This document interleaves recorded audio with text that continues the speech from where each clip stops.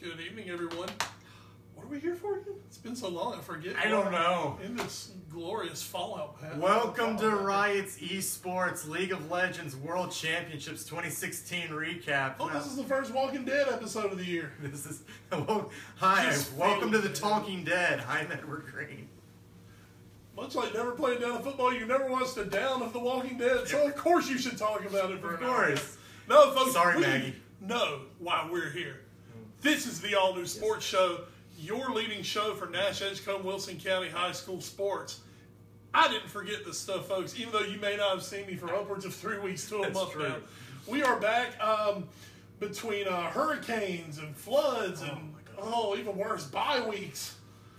We've had some bye weeks. It's been a while, folks, but we are back. As you see on our description of this show, this is the Week 8-ish recap. Whew, we've got a lot to talk about here. We had a full night of high school football. The races in the conferences are in some places starting to clear up and some places becoming even muddier. We've got upsets for you. We've got some surprises for you. We've got a lot of stuff going on. First, folks, before we get there, I, of course, am Wes Bradshaw, joined, as always, by me mate, me co-host, me cohort. That's Ed Green. We're coming to you from the all-new sports show Panic Room. And it's very festive in here. We've got a little happy Halloween. It's very festive. It's a little spooky. I A can't little reach that. festive. It's fine. It's all good. Folks, Ethan Joyce of the Rocky Mountain Telegram is going to join us just a little bit later. He's going to be this week's call-in interview. We're going to see what's going on around Nash Edgecombe counties with him. We're going to cover the Big East. We're going to cover everything. Your most exciting minute of the week is coming up. We will give you a Ty Gurley update, but I don't think he wants us to. And we're just done with football. Bye. We're Sorry, done. NFL. We're done. Like millions of other people, we're Yeah, turning millions you of- off. exactly, but for different reasons than millions of other people. Yeah. We don't really care about knees. That's us. All right, folks, let's hop into it. And Friday night, the WHIG TV High School Football Game of the Week. We went home to the capstone. You went home. I went home. Well, you can't here, unfortunately. true. Sorry. Thankfully, it's only like 5 Bon minutes. Jovi says you can go home. Yeah. Don't forget that. I know you're a big fan of that song, for sure. The all-new sports show went to Rocky Mount High School Friday night for the first time here in the 2016 season. The Griffons of Rocky Mount taking on the Fight Golden Demons. And both teams in a really interesting dilemma because everybody basically coming off another bye week. It's obviously, the aftermath of Hurricane Matthew still being felt here on the eastern part of the state. Still part of our viewing area. I can tell you from personal knowledge. I was in Tarboro today. Princeville still cut off. Can't get back into Princeville. It looks like the teams maybe mostly put out by this were probably Tarboro and North Edgecombe. Yeah. You couldn't tell by the scores Friday night. They did because okay. They did okay. But, everything kind of getting back to normal now. We'll talk a little bit about the NCHSAA's plans to take care of things. NCHSAA, we're giving you a thumbs up You finally did the logic thing. and didn't make us go to Fayetteville for it, so that's a cool thing. But we're going to talk about the schedule change in just a little bit. But let's get into Friday night. Ed, the Griffons of Rocky Mount came out. You could not tell they'd been off as they played about as perfect a first half of football as you could ask for. And that's really taking nothing away from Fight. Unfortunately for Fight, they were just in the way of the buzzsaw. As we mentioned a couple of times during our Game of the Week broadcast, Fike has had the unfortunate fact that because of having that bye week, they've now had to start their Big East with what we might think of as the two most complete and overall best teams. They're the two in the undefeated East. teams left, so there you go. Exactly. Southern Nash and Rocky Mount.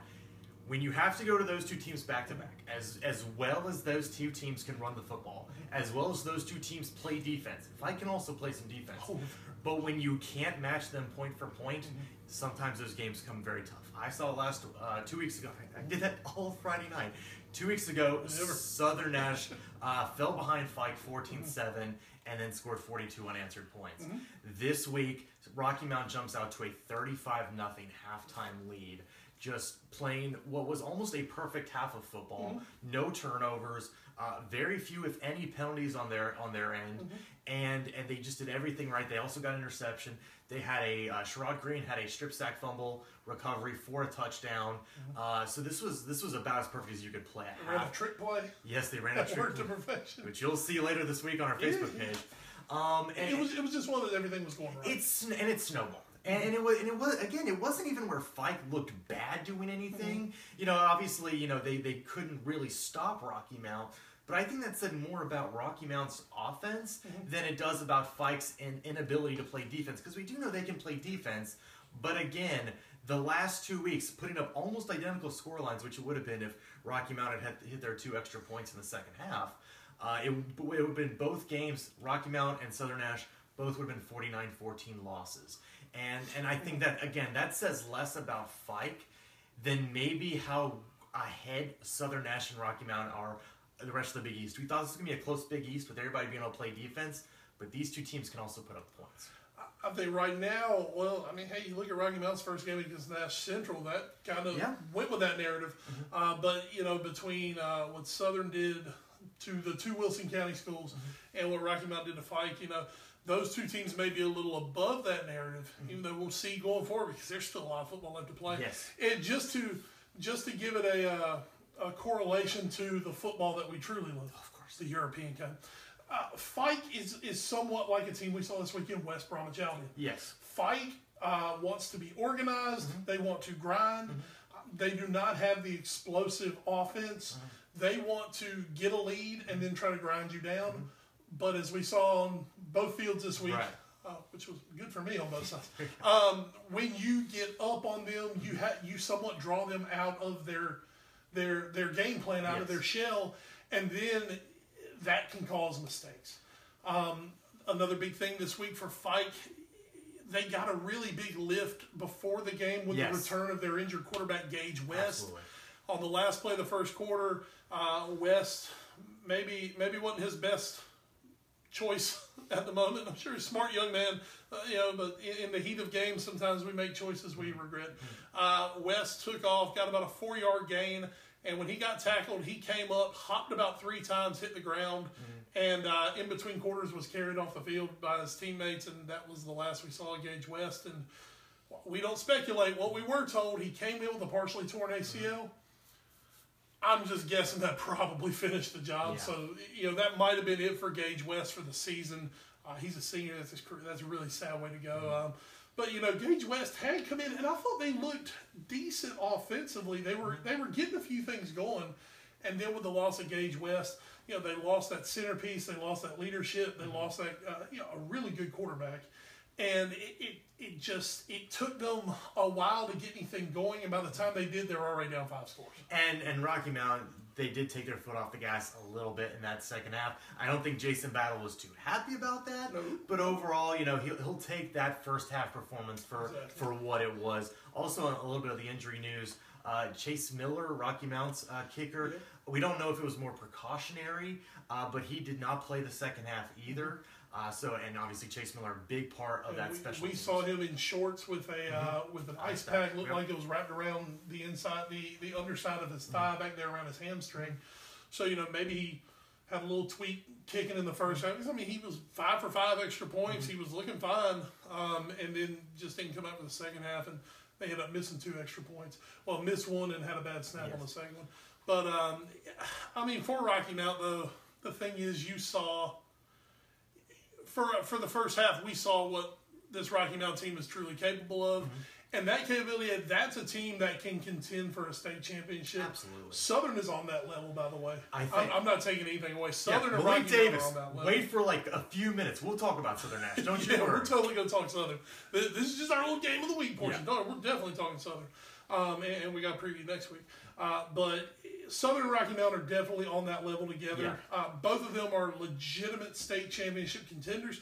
I think you've got some other teams out of the Big East that can come out and can win a playoff game or two and really give teams problems.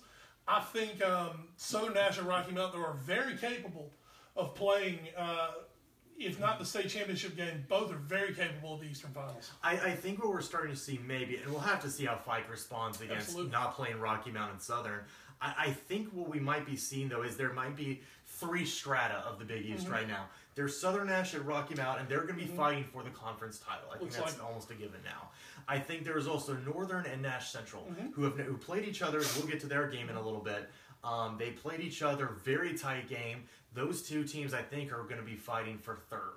And 2 of those both still have to play Southern. Yes. Of course, Central and Rocky Mount out of the way, so Northern and Central still to Southern have to play. So that'll be that's the last game of the year now. Testy. Yeah, Central Southern could be, Northern Southern could be very, very skitty. And then there's Hunt Fike, kind of at the bottom, and I don't think there's like a huge gap between 3, 4, and 5, 6 right now. But I think that's just where they stand now. Again, Fike, they have Central, Hunt, and Northern the rest of the way. And they can beat those teams. I don't know if they will, but they are capable. Well, and what we've seen, just taking a quick look, score correlation is what it is.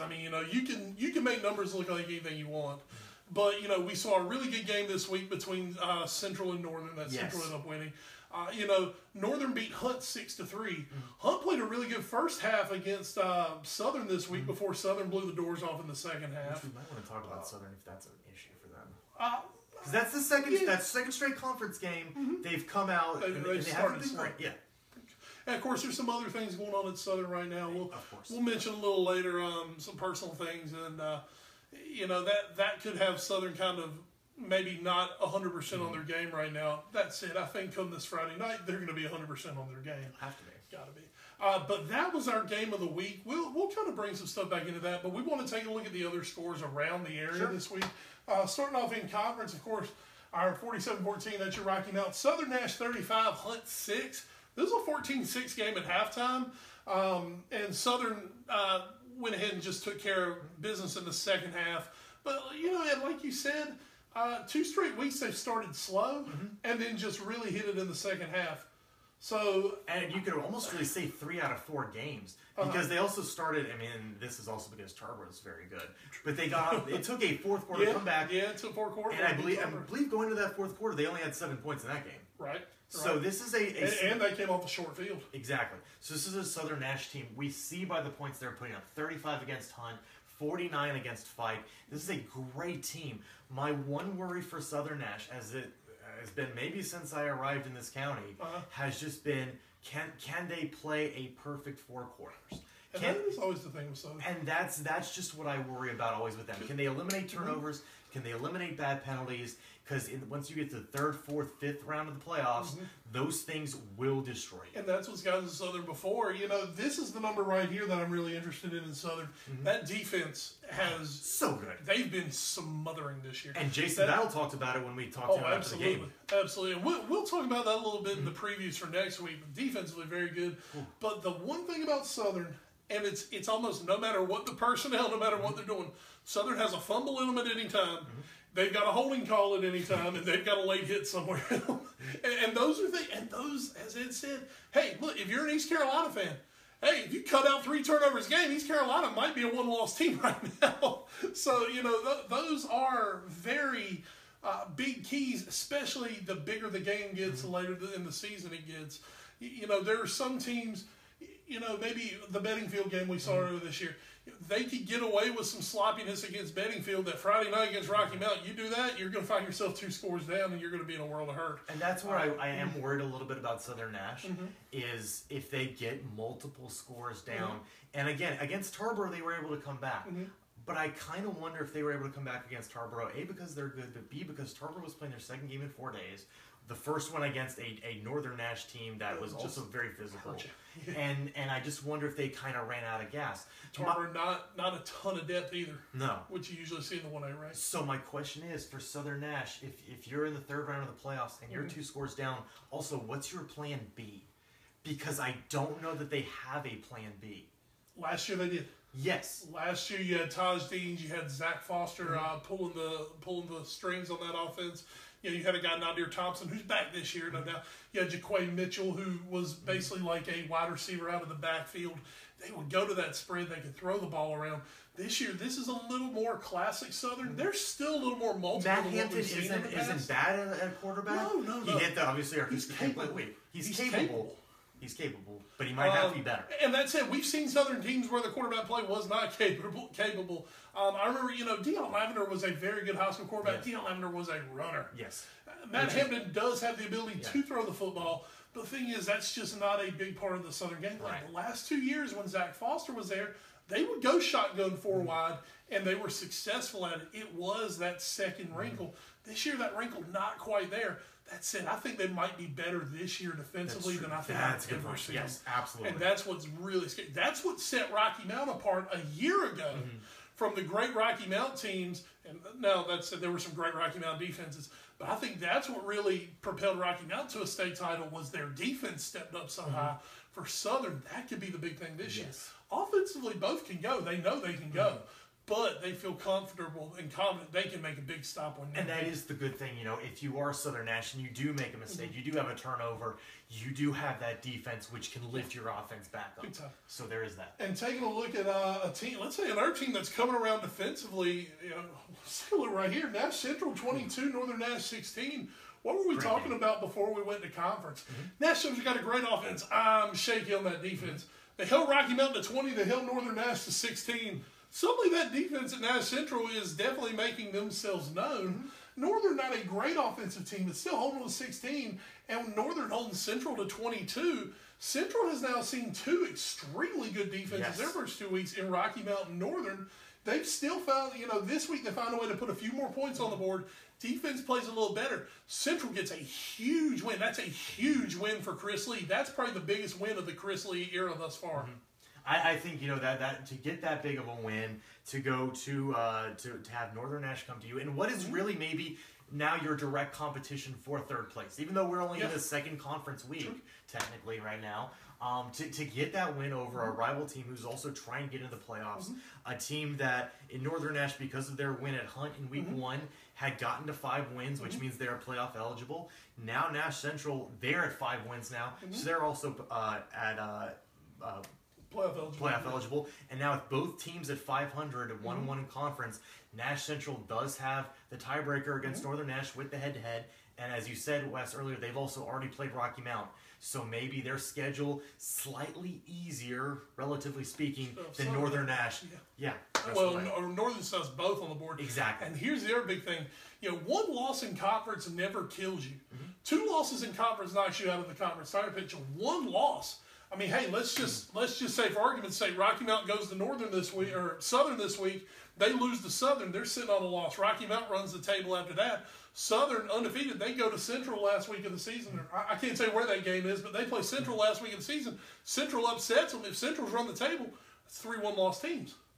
And you're right there in the mix at that point. You're coin flipping or going through whatever tiebreakers you can. So 1 loss in this conference doesn't keep. Same with Northern Nash. Northern still has Northern of everyone has the chance to still write their own ticket because they can beat both Rocky Mount and Southern. Yes. And then Rocky Mount and Southern, one of them's got to beat the other one. So if Northern can run the table, that leaves them tied at the top with somebody with 1 loss. Still plenty of chances. I mean, there's still plenty. You're not dead at 1 loss. The Wilson schools are in some trouble right now at 2 losses. That's where you've really got to hope the whole chaos theory just hits and everything goes haywire. But all 4 Nash County schools right now still in this conference race. The Big East is open. We have a good feeling who we think with our eyeballs are the 2 best teams. But you know what? Best team doesn't always win a football game. That's true. And as a way to bridge the gap between these 2 games, our good friend, who no longer is with us, in the state, we should say, Josh Wallfish. As I was giving him the crucifix. Okay. Josh Wallfish writing in, he thinks that the Southwest Edgecombe win might have been a bit bigger for Nash Central. Gave them that they can have the confidence they needed to have success in a recent week. The reason I say it, that's a Big East win against Northern Nash. That's a Big East win that once again puts you back in that title race. I think there's merits for both. Also, coming back against Southwest Edgecombe in the last minute, that was good.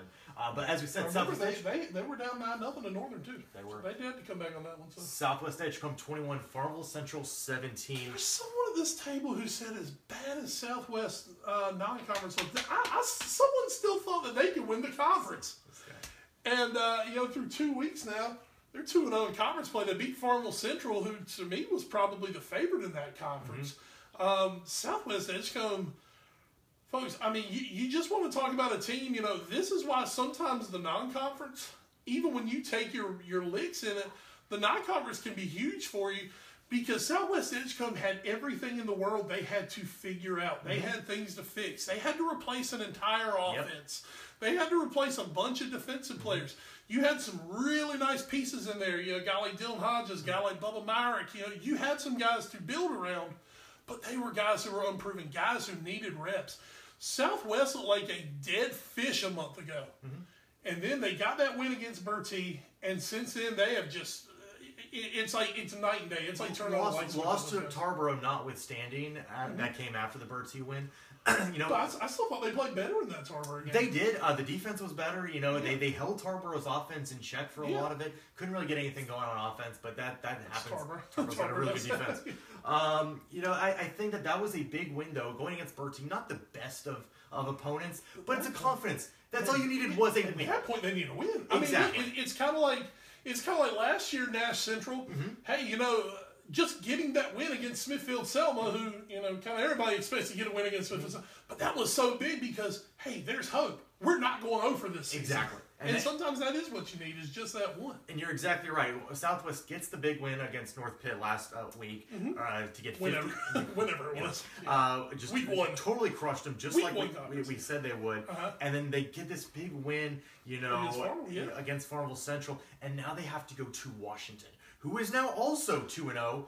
But they're the same way they were over coming out of non-conference. Completely over. They hadn't even won a game. So, right now, the two teams atop this conference were probably the worst non-conference teams they had.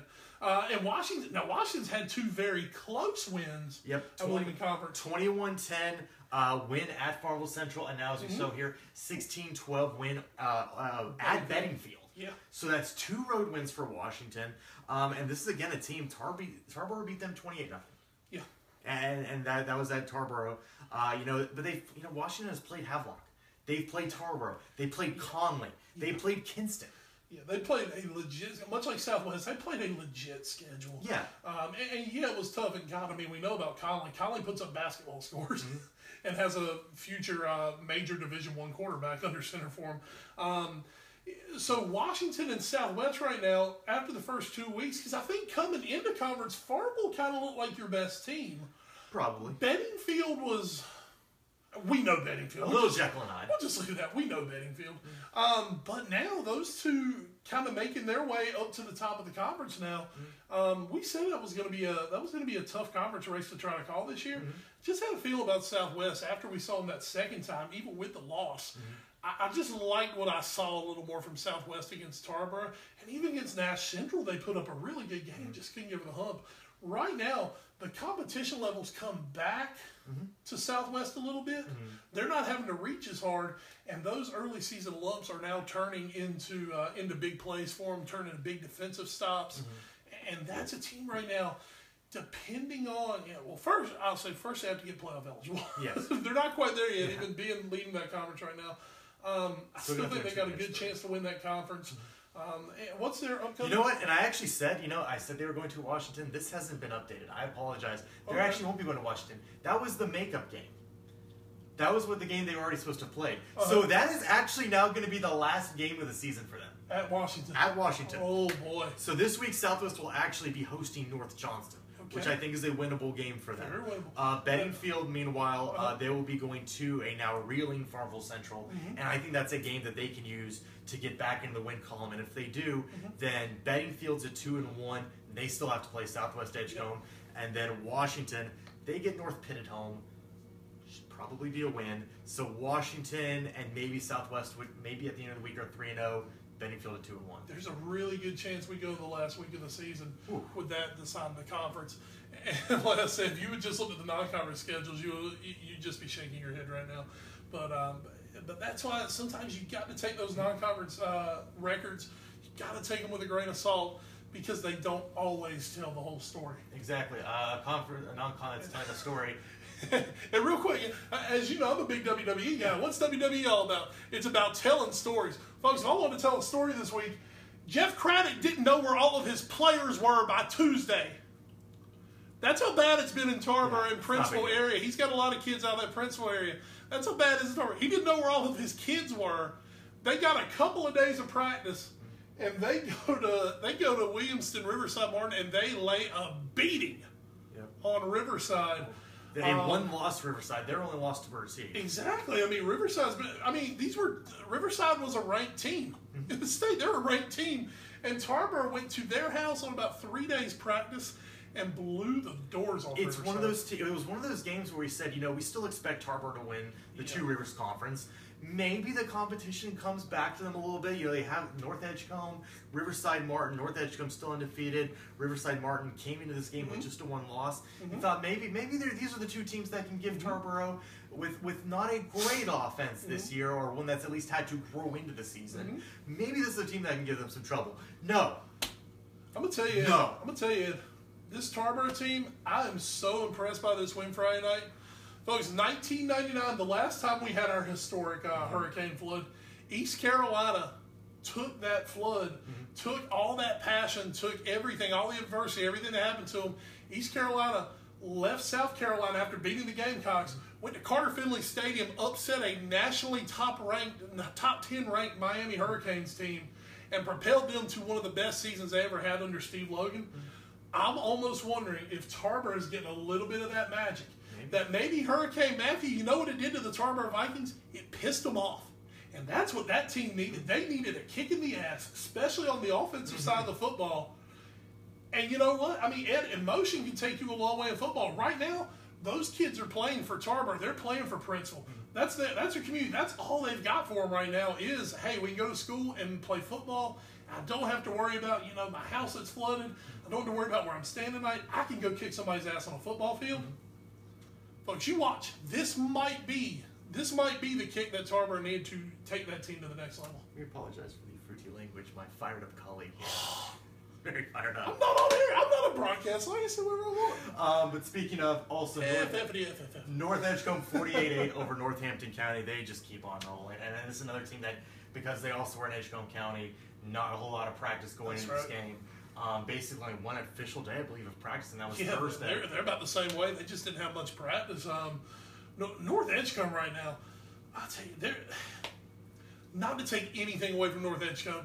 North Edgecombe is just completely overmatching people. Yeah. And really, that's another one when you look at that non-conference schedule.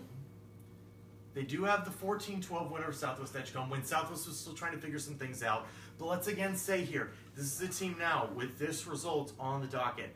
They've played 7 games. That's and right. They've given up 43 points. Now, that's a team this week. They've got to play 2 games. Yes. Because remember, they did not move a game up, so they're 2 games behind everyone. They played 7 where everyone else has played 8. So they've still got to play that last game of the season. They're going to play Rocky Mount Prep. I believe it's Tuesday. Monday or Tuesday, they're playing Rocky Mount Prep. I already have a score for that game, apparently. Huh? I already have a score for that game, apparently. I thought you were right. I have a score for that game. What score do you have? I have 69-3 over Prep. I mean, I'm not going to doubt that score. Unless they played it and not updated. That was off Max Preps. Yeah, that's what I thought too. I thought they were going to play this Tuesday and then play on again on Friday. That's what I was thinking. Anyway, either way, Hey, they play South Creek. South Creek only has 1 win this season. That was against Northeast Carolina Prep, who I don't believe is actually playing football anymore this year. I don't think so. I know they've had forfeits the last 2. So North Edgecombe. That's why I didn't include them in this week's rundown. We do know November 4th. Now they're going to be going to Tarboro, and that will be that will be their biggest test of the year. Oh, absolutely. And then we're going to get a very good idea. And I think it's kind of like we're going to go into that game, I think, a little bit how we went into Nash Central Rocky Mount a couple weeks ago. If they keep it close, if they lose maybe something like 28-14, 28-17, something in that area, you're thinking, okay, North Edgecombe, even though they didn't win, they kept it close. They're for real, and they're going to give that one small A section all it can handle in the playoffs. Here's the thing, too. When you look at the one small A in the East, it has been dominated by Plymouth. Plymouth is having a down season. They're still pretty good. Plymouth having a down season. North Edgecombe has a legitimate chance. With the size that North Edgecombe has, they have a legitimate chance to make a run to that 1A state championship. Absolutely. They can totally do it. Tarboro can get there in 1AA. North Edgecombe can get there in 1A. And you're talking about Plymouth. Plymouth actually lost to Riverside Martin in the opening week of the season, 47-27. There you go. So that's maybe a way North Edge can kind of sneak into that top seed. And finally, as far as our 11-man, South Creek 26, Rocky Mount Prep 8. I mean, we've talked about the issue. We've talked about the prep issue before. I don't think we need to really hit it back again. So lastly, then, it's just tough. Rocky Mount Academy 44, Grace Christian 6, Rocky Mount Academy rebounding after getting absolutely throttled by Southampton. But they get another shot. They do get another shot. They go to Southampton this Friday. Right now, now that said, Rocky Mount Academy can completely go and flip the script this week if they can go up to Southampton and shock the Saints. We'll just call them the Saints. Or do we just call or is that just us? Southampton. Right now, in the 8-man ranks, it kind of looks like there's Southampton, and then Rocky Mount Academy, and then everybody else. Yeah. So it's kind of a 2-horse race. The thing is, right now, from the one game we've seen, the one horse still left the second horse in the dust. So, but hey, for Rocky Mount Academy, scheduling quirk, however it is in the 8-man division they're playing in, they get them again this week. Yeah. So, Terrell Hudgens and that group, I know they're going to break down everything from game one. They're going to go in with a great game plan. Let's see if they can execute. Maybe go up there, get a win, come back, and that would definitely throw a spanner into the state playoffs. We love spanners. We also are getting a note here. Josh Wallfish, thank you for watching. He's also saying Prep and North Edge come play tomorrow at 7. So that's then the site that we are. Okay, so that's right. It's Monday, and then okay. So Monday, Friday. I don't know where they got that one, but I don't know. We're gonna go with the guy who lives in Virginia. Yeah, exactly. Yeah. So that means Rocky Mount North Edge will be playing this Monday against Rocky Mount Prep, and then we'll be playing South Creek on Friday. So that'll be 3 games in 8 days. Not the toughest of opponents, so hopefully they'll be able to get through that. But I'm gonna say this isn't a slight to anyone on that schedule, but if you had to play 3 teams in 8 days, probably the 3 you want to play. It's a little better than Northern Nash, Southern Nash, South kind of crucible. Yeah, it's not exactly Northern Nash, Southern Nash, Southwest.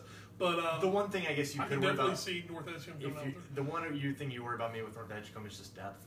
And just having to actually have these kids play 3 games in 8 days. Yeah. But again, that said, once again, you're looking at South Creek, you're looking at Prep, who probably are in the same boat. And if you can they're just not as good. And if you can get Prep, I hate to say this, but if you can get Prep to a running clock, speed things up, get out there. And the thing is, you look at South Creek, they're probably the same thing as South Creek. So anyway, some good teams. Good teams. All right, well, folks, real quick, while we attempt to get Ethan Joyce on the line, Ed, are you ready? I am almost ready. It is time. I believe it. You believe. For the most exciting minute of the week. As you hear the phone ring, Ed's working on that. I'm so working on this because we don't have this ready. Are you ready? I'm almost ready. I'm just waiting for Ethan Joyce to answer here. You know what I'm ready for? What are you ready for, Ed? I'm ready for 60-second soccer. All right. Ethan Joyce on the line. We're going to sit him down. Oh, God, you got the real music. That's freaky. Medley. Hello, Jürgen. All right. Ethan Joyce, we're going to hold you for just a moment as we do 60 seconds Osaka. Oh, of course. Will that work for you, Ethan? That's perfect. Fantastic. Ed Green. Yeah. Since you drew first, I'll let you take the first 30. All right, well, we'll go here as we're going here. At least I kept a clean sheet, though. So Yippee! Hey, Tottenham with a 0-0 draw this week against AFC Bournemouth on a early Saturday morning. No goals in the game. However, Tottenham still have conceded a league leading 4 goals in all games this so far in the Premier League season. Oh, we love it. And we currently sit tied in 4th place with Chelsea at 19 points. Very tight. You want to talk about teams breaking away into strata? Those top 5. Oh, God, it's just insane. Running away from everybody. It is like Arsenal jersey type. 2020, 19, 19. That's how the table looks. All right, folks, the pool playing the Big 12:30 game on NBC, preempted by whatever freaking ACC game that Raycom Sports plays. Is it really? Yes. Oh, they were very pissed off Liverpool LFC Raleigh people no. saying, what the heck? I'm turning over here and I'm getting Boston College and Syracuse. Oh, no. So I had to explain to them online, guys, there's this thing called the Raycom contract. They've had it for about 30 years on CBS, so get ready. You're not going to see 12:30 soccer probably until That's right, because they April. changed over from CBS. They're in NBC now. No. Well, you might get the... Okay, anyway. All right, let's real quick. Liverpool 2-1 over West Brom Albion, coming off the drab Red Monday. Some team in red bounced back. That was us, 2-1. Gorgeous team goal that Mane hit on the last one. Oh. Pool, tied at the top. United, on the other hand. That's funny. As we now know, Jose Mourinho has become an expert in failure. You know who's not an expert in failure? Who's that? It's Ethan Joyce. All right, it's Ethan Joyce. Ethan Joyce is not an expert in failure because he is winning. Yes, he is. We're bringing that back. There. No. Okay. Folks, welcome to the all-new sports show from the Rocky Mountain Telegram. Ethan Joyce. Ethan, you were at the same place we were Friday night, but something we haven't talked about, there was a sideline visitor, and I'm not talking about the Griffon. Yeah. Somebody special in the house to see Mr. Sherrod Green Friday night. Oh, absolutely. You know, you guys saw Little Muschamp as easily as I did. I may have had a better view than you guys did just because we were side by side every once in a while. I didn't try to talk to him. I thought about it, but I'm sure there are reporters and bigger papers that he shut out a lot easier than just little old me at the Rocky Mountain Telegram. But he was definitely looking at Sherrod, and he definitely got a good show Friday night from what I can tell from the sideline. Rocky Mountain put on a great show. We'll just hit that really quick. Just talk about your thoughts and your takeaways from especially the first half of that football game. Well, I think anytime a team is coming off a big break like Rocky Mountain was, I mean, really every team in the area was kind of having to deal with such a weird schedule with the flooding, but to be able to come out and start off as dominant as they did, you guys said it post-game that this isn't the best fight team that they've had, at that school. But, to really come out and put up 35 points and, just kind of pick up where they left off, that was a good look for the Griffons, especially considering what they have coming up this week. And, Ethan, that was obviously a big win for Rocky Mount. Nash Central also grabbing a gigantic win against Northern Nash, a come-from-behind victory against the Knights. Tell us a little bit how maybe that's shaping Nash Central going forward and giving them a little bit of confidence heading into the final 3 weeks of conference play here.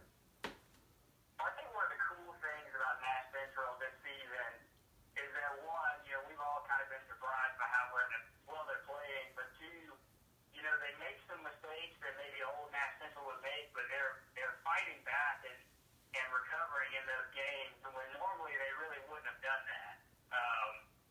And I think that when we came into conference play, us here, and I'm sure you guys knew that Rocky Mountain and Southern Nash are going to be 1 and 2. However that turns out, who knows? But when you start to realize that Northern Nash and Nash Central were probably going to be the two teams fighting for that other playoff spot, and this game was really going to be important to determine who was going to be third in conference. And now that Nash Central is just, their defense is just continuing to be incredible, and I think they had three forced fumbles against Northern Nash on Friday, so they just continue to perform really well, and they definitely got the leg up as we're closing down the season.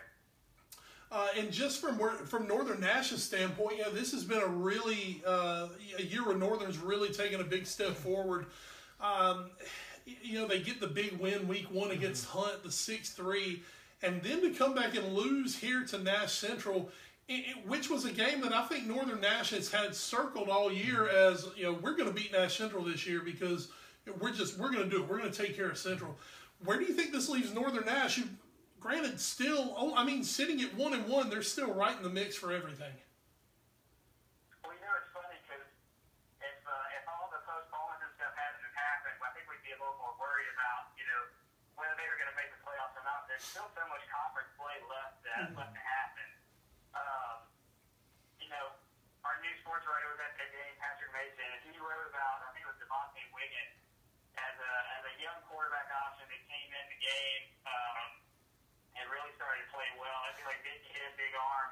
Mm-hmm. You know, it seems like if they can continue to work that guy into the offense, Patrick liked what he saw on Friday night, and so, you know, maybe they found the thing that really takes this team that next step and, you know, finish strong, and maybe something fluky happens for Nash Central to where they still have a shot at it.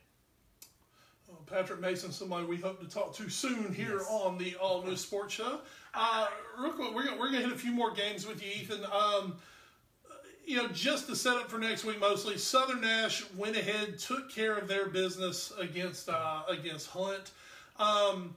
We were talking to you the other night. We'll let you go ahead and tell you know what's going on over at Southern Nash in regards to Zach Foster, Brian Foster's son, being in that car wreck and having some really, really bad injuries. Where do you think right now Southern Nash, even coming off this pretty dominant win, where is Southern Nash right now? Oh, man, you know, I guess to give a pretty brief synopsis, Zach and Coach Foster's wife, Zach's mother, they were in a car accident heading toward the beach. I'm not sure what exactly the accident was, but I know it took them to the hospital, and, you know, they've each had a couple surgeries apiece. Now, from what I've heard, nothing's internally wrong, and so that's huge considering, you know, being in the hospital state, I guess. But I think it's a very emotional time over at Southern Nash, and you know, I was expecting them to just come out and blow Hunt out of the water just because they were going to be playing for so much, and, you know, not just for conference play, but playing for you know a former teammate and, you know, what's basically been a mother to that entire football team. And so, you know, I think they came out there and did what they needed to do. And, you know, you look at the stats from that game, and I think Southern had something like 5 turnovers, and they still put out a 35-6 win. And that tells me that that's a great football team there if they can overcome 5 turnovers like that. But, you know, those guys are playing for a lot right now. And I'm sure when they got on the field Friday, they were pretty amped up. Well, Ethan, let's now that we've kind of covered those teams, let's take a little look going forward. Obviously, the big game coming up this Friday, Rocky Mount versus Southern Nash. That might end up determining who wins the Big East Conference this year. Preview that game a little bit and just sort of set us up for the rest of the conference here as we're going towards the end. But in the halfway point, I guess, really. Sure. Yeah. You know, it's something because Southern has just been rolling people all year. That offense has just constantly been clicking.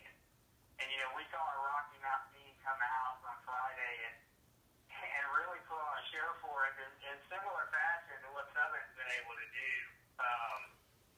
So I can't wait to watch this game just as a football fan standpoint. But this is going to be something else. And I know I'm talking to Coach Battle after Rocky Mountain game, and you know, he said that if any of his guys had any questions about toughness, then they probably shouldn't even show up for this week's practice, because this is going to be a game where each team are going to be trying to pop each other in the mouth, and it's going to be a bruiser. And you know, Rocky Mountain's got as much to play for as Southern does, just being the reigning state champions, and you know, trying to give Southern their first loss of the season. But man, Southern at home with all this emotion swirling around that campus right now, that's going to be something to take on. It's going to be an absolute war Friday night. It's something we're definitely looking forward to. Yeah. And I'll be there. yeah, of course.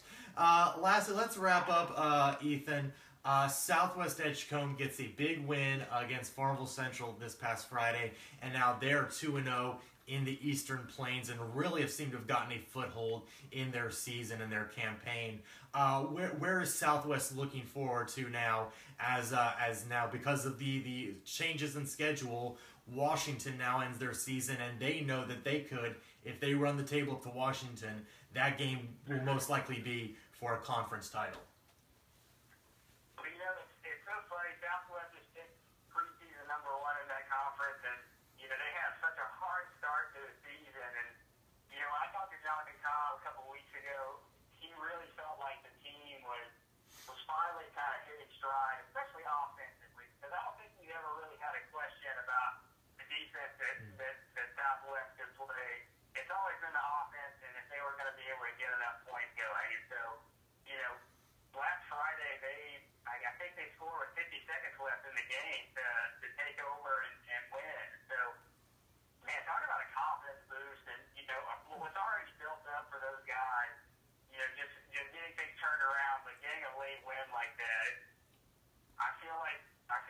like I said, they're a preseason favorite, and they're really starting to show it to us now.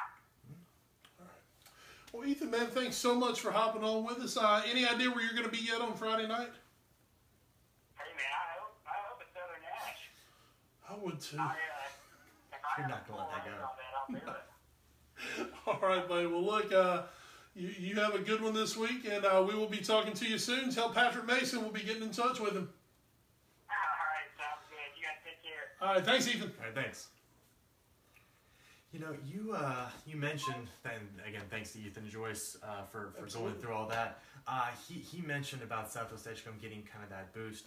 You know, you talked about North Edgecombe and Tarboro maybe getting almost a hate to say a boost from Hurricane Matthew and everything that happened there. Southwest Edgecombe also kind of affected. You know, you know pretty intimately about the Pine Tops and Macclesfield area. Oh yeah. You know, they got hit pretty hard too. So you have to wonder if maybe that also gives Southwest a little bit of a boost. And you know, adrenaline and you know rallying around a cause, it can really kind of push you over.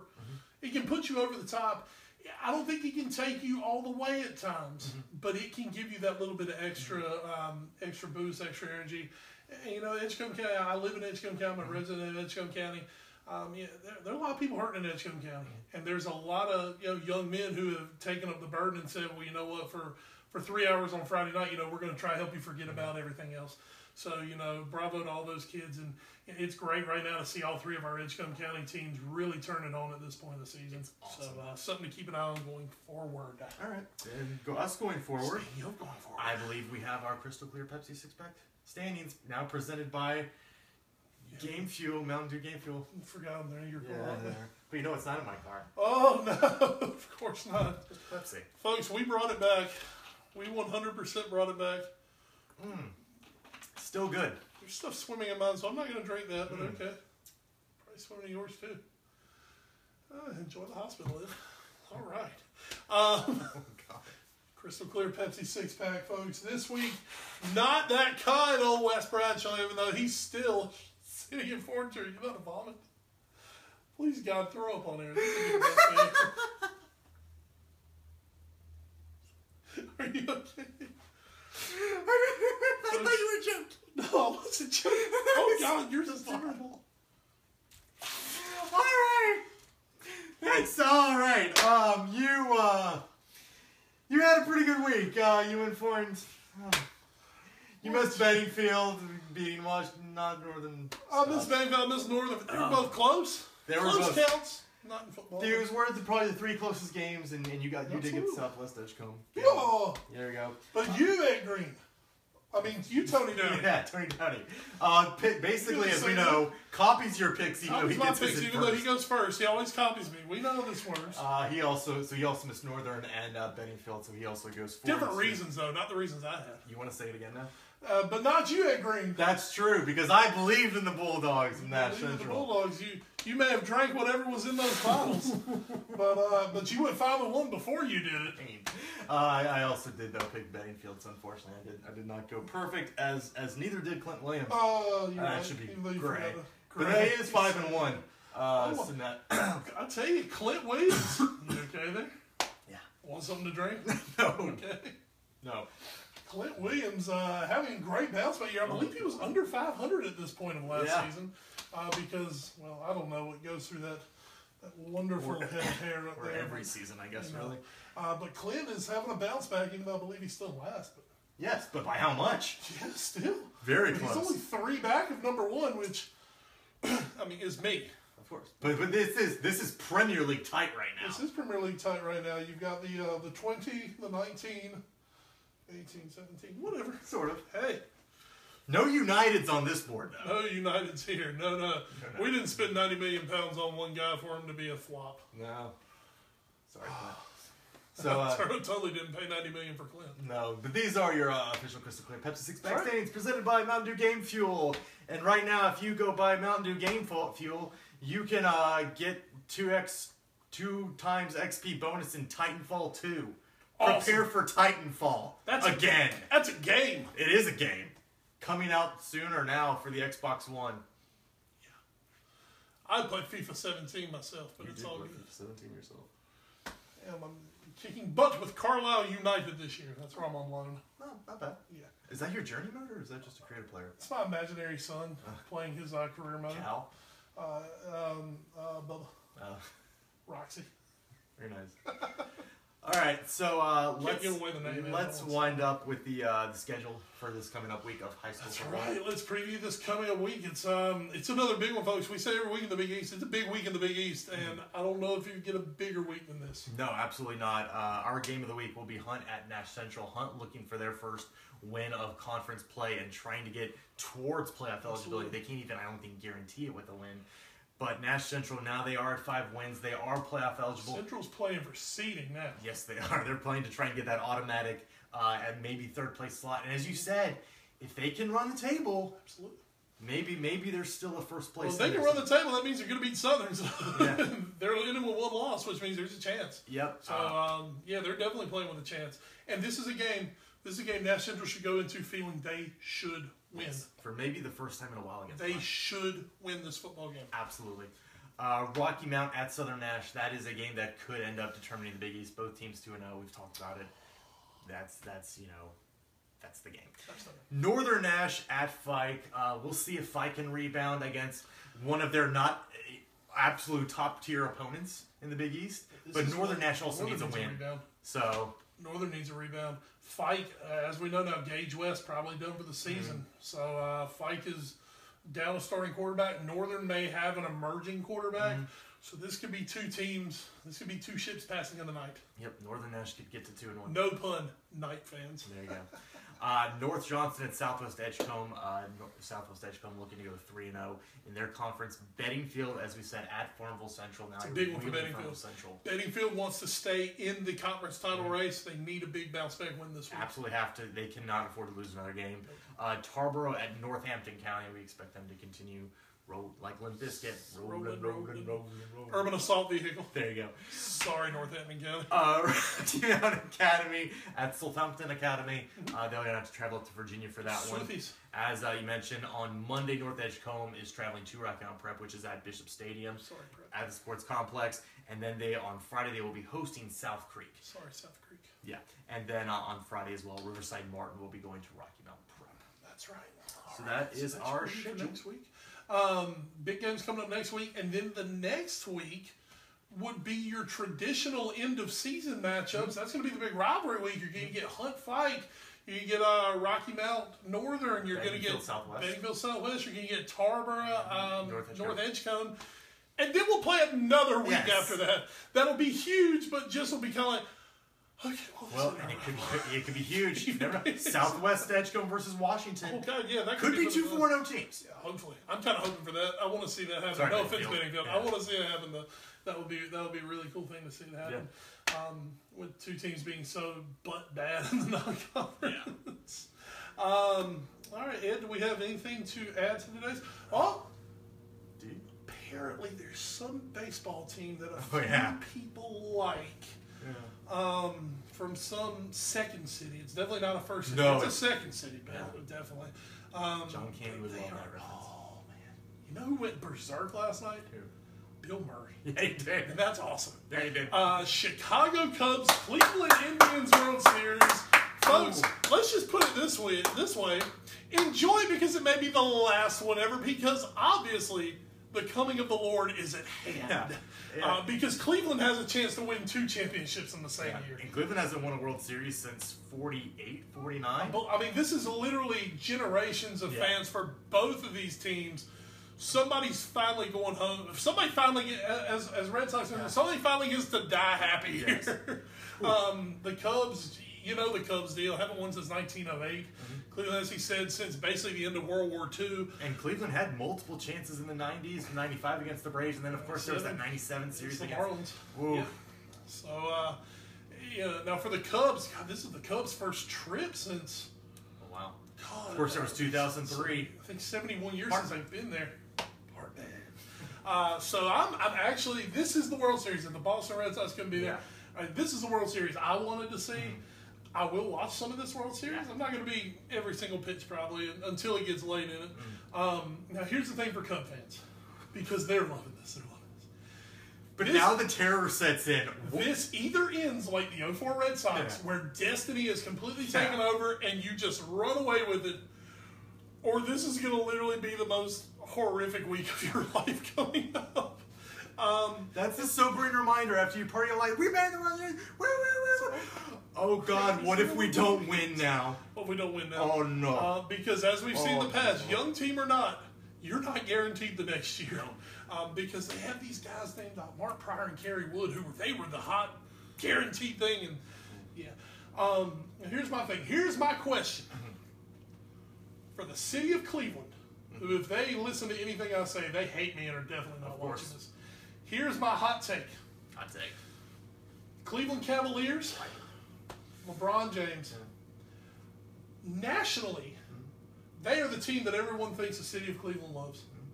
If you're a true Clevelander, you are an Indians fan. Because the Indians have been breaking your heart since before the NBA was ever created. It's true. Much less the Cleveland Cavaliers. I think at the end of the day, for the city of Cleveland, I think it'd be bigger for the Indians to win than when the Cavs won. I think when the Cavaliers won, I think it was just, hey, the city of Cleveland won a title. Yeah. For this, Yeah. oh, the Indians would be huge. And they had LeBron. I mean, and here's my difference. In basketball, you basically build a team behind LeBron. Everybody want to come play with LeBron. Indians, who was picking the Indians before the season? I think Ed Green may have. Or maybe I did. Somebody picked them in the Central. One of us. I picked them. Maybe you picked them in the Central. That's right. So, this is an Indians team. They were built the right way. They do have our boy Tito Francona. By the way, hot take number 2. Oh, boy. Terry Francona wins this championship. Better manager than Tony La Russa. Better manager than Joe Torre. Okay. Because he won World Series at Boston and Cleveland. Won 2 at Boston. One at Cleveland. Come on, who's doing that? There you go. No, literally nobody. Hot takes. Except And then for Tom. vice versa. Vice versa, if the Cubs win, Theo Epstein, greatest executive in baseball history. Might already be anyway. Yeah. Might already be anyway. So there's your baseball talk for the week. There you go. NFL. Nope. Ohio State. Sorry, Tyshawn Lewis, we still love you. All right, Ed. So, Let's wrap up. All right, so let's wrap up. Of course, you can find us on Facebook, as you're doing right now. You can also find us on youtube.com/The All News Sports Show. You can also find us on Twitter @All News Sports Show. You are At West Bradshaw 21. I am at Edward Green. You can also find us on the Afford and Fair podcast every week. New episodes come Thursdays at AFA Pod on Twitter there. We talk football. Just not this one. Not that guy. And you can also, of course, email us allnewsportshow@gmail.com. Finally, mail us letters and parcels to 1701 Sunset Avenue, Suite 201, Rocky Mount, North Carolina, 27804. So that's going to wrap up this week's edition of the All New Sports Show. Week 8-ish Sort of. is in the books. Folks, be back with us next week. We're going to have a lot to talk about next week. We will see what the last couple weeks of conference play brings us. We'll update you on everything, update you on scenarios as best we can. And folks, we'll just see what happens. Hey, this is what we went through. We went through the heat in the summer for, is to get to the playoff push. That's cool. This is where it gets fun. It feels like football weather. I can officially roll down my sleeves. I'm not sweating There you go. all the time now. Yeah. All right, folks. Have a great week. We will see you guys back here next week for Ed Green and Wes Bradshaw on the All New Sports Show. Thank you, one name producer Jackie. Good job, Yoshi. Peace out.